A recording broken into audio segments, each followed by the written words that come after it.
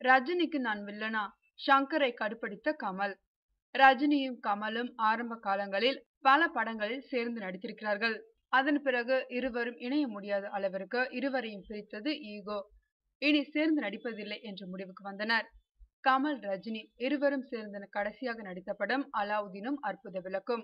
I.V. Sassy இயக்கிய மலையாள படமான இது 1979ஆம் ஆண்டு வெளியானது. தமிழிலும் இப்படம் டப் செய்யப்பட்டு நேரடி தமிழ் படம் போல வெளியிடப்பட்டது. அதன் பிறகு கமல், ரஜினி இருவரையும் இணைந்து நடிக்க வைக்க பல பேர் முயன்று முடியவில்லை. கே. பாலச்சந்தரே இந்த முயற்சியை மேற்கொண்டார். ஏறக்குறைய 35 வருடங்களுக்கு பிறகு கமலையும் ரஜினியையும் இணைந்து நடிக்க வைக்கும் அரிய முயற்சியை மேற்கொண்டார் இயக்குனர் ஷங்கர்.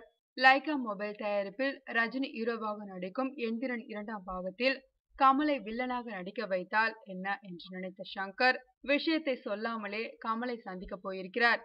நேரில் கமலை சந்தித்த ஷங்கர் தயங்கி மெல்ல இந்த விஷயத்தை சொல்லியிருக்கிறார். அதுவரை உற்சாகமாக பேசிக் கொண்டிருந்த கமலுக்கு சட்டென முகம் மாறிவிட்டதாம். ரஜினியும் நானும் 35 வருடமாக போட்டியாளர்களாக இருக்கிறோம். அது தெரிஞ்சும் ரஜினி ஹீரோவாக நடிக்கும் படத்தில் என்னை வில்லனாக நடிக்க வைக்க உங்களுக்கு எப்படி தோணுச்சு ஷங்கர் என்று திரும்ப ஷங்கரிடம் கேட்டு அவரை தர்ம சங்கடத்தில் ஆழ்த்தியிருக்கிறார் கமல். இந்த ஆள்கிட்ட ஏண்டா கேட்டோம் என்று ஷங்கரை தன்னைத்தானே நொந்து கொண்டு கிளம்ப புறப்படும் போது கமல் சொன்னதுதான் ஹைலைட். யோசித்து சொல்கிறேன் என்று சொல்லியிருக்கிறார் கமல்ஹாசன். ரஜினிக்கு கொடுக்கும் சம்பளத்தை விட 1 கோடி உங்களுக்கு கூடுதலாக தருகிறேன் என்று ஷங்கர் சொல்லியிருந்தால் கமல் சந்தோஷமாக சம்மதித்திருப்பார். ஷங்கர் அதை சொல்லவில்லை.